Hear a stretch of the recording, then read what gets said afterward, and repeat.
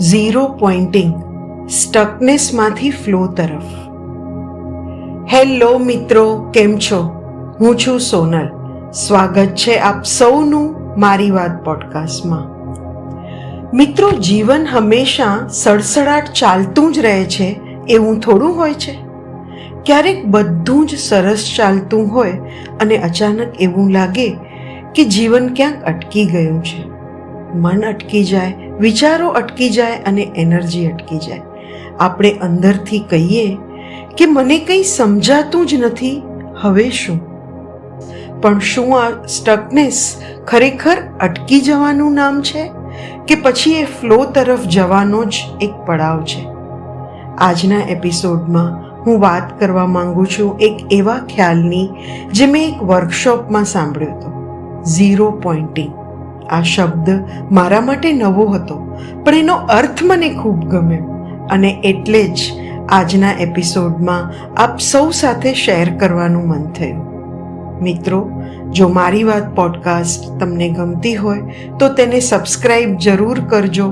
તમારા માટે એ ફ્રી છે, પણ મારા માટે એ આગળ વધવાની હિંમત છે. હવે વાત કરીએ ઝીરો પોઇન્ટિંગ એટલે શું. સરળ ભાષામાં કહું તો ઝીરો પોઇન્ટિંગ એટલે પોતાની અંદરની એ શાંત જગ્યા જ્યાં આપણે રિએક્શન છોડીને રિયાલિટીને જોઈ શકીએ. આપણે જેને દ્રષ્ટાભાવ કહીએ છીએ ને, એ. મને આ વાત એ બહેનના અનુભવથી વધુ સારી રીતે સમજાય. તેમણે કહેલું કે તેમના જીવનમાં 50 વર્ષની ઉંમર સુધી બધું જ સારી રીતે ચાલી રહ્યું હતું.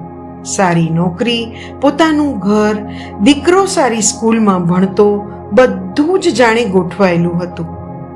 પણ પછી અચાનક જીવનમાં પડકારો આવ્યા. એમનો 13 વર્ષનો દીકરો માનસિક પડકારોનો સામનો કરી રહ્યો હતો અને તેમની નોકરી પણ ગઈ. એવો સમય આવ્યો કે તેમને ફરી માતા પિતાની સાથે રહેવા જવું પડ્યું. હંમેશા સ્વતંત્ર રહેવા ટેવાયેલા એ ઉંમરે એમને આધારિત થવું પડ્યું. એ કેટલું મુશ્કેલ હશે એ આપણે કલ્પી જ શકીએ. પછી દીકરાને ભણવા માટે સ્વીડન મોકલ્યો, એ આશાએ કે કદાચ એની પરિસ્થિતિ સુધરી જશે. અંદરથી બધું હચમચી ગયું હતું. મિત્રો, આપણામાંથી ઘણા લોકો માટે આવો અનુભવ અજાણ્યો નહીં જ હોય.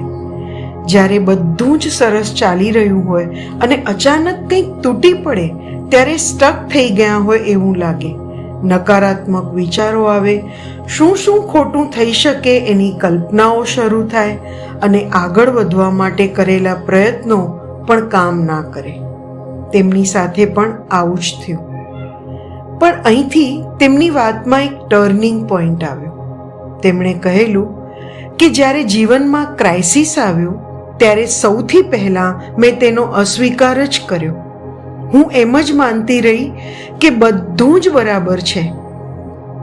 જ્યાં સુધી હું આમ માનતી રહી ત્યાં સુધી હું સ્વકેન્દ્રિત, ભયભીત અને ગૂંચવાયેલી જ રહી. શું કરવું તે સમજાતું જ નહોતું. પછી એક સમયે મેં પોઝ લીધો અને પોતાની જાતને એક સવાલ પૂછ્યો, હું શું અનુભવી રહી છું? આ સવાલ લાગે સહેલો છે, પણ ખરેખર ઊંડો છે. આ પોઝમાં મેં જોયું કે મારી અંદર શું ચાલી રહ્યું છે. મારી અંદર ડર હતો, ગુસ્સો હતો, ડિપ્રેશન હતું, ઊંડો વિષાદ હતો, જાત સાથેનું જોડાણ છૂટી ગયું હોય એવો અનુભવ હતો. બીજાઓ સાથે સરખામણી થતી હતી. જેલસી, લઘુતા ગ્રંથિ, ખાલીપણું, રોજનું જીવન યંત્રવત બની ગયું હતું. હું એવી જગ્યાએ પહોંચી ગઈ હતી જ્યાં મને કશું જ કરવાનું મન નહોતું થતું. મેં સમજ્યું કે હું તો માસ્ક પહેરીને ફેક જીવન જીવી રહી હતી. બહારથી બધું ઠીક છે એવું દેખાડતી, પણ અંદરથી તૂટી ગયેલી. અને પછી મેં એક બહુ અગત્યનું કામ કર્યું. મારી પરિસ્થિતિને, મારા અનુભવને કોઈ પણ લેબલ વગર સ્વીકારવાનું. હું અત્યારે આ અનુભવી રહી છું, બસ એટલું જ. કોઈ ન્યાય નહીં, કોઈ દબાણ નહીં, કોઈ ઉપાય તરત શોધવાની ઉતાવળ નહીં. હું તેમાં પૂરેપૂરી ડૂબી ગઈ. કશું કરવાની ચિંતા છોડીને કશું જ ન કરવાના સ્તર સુધી પહોંચી.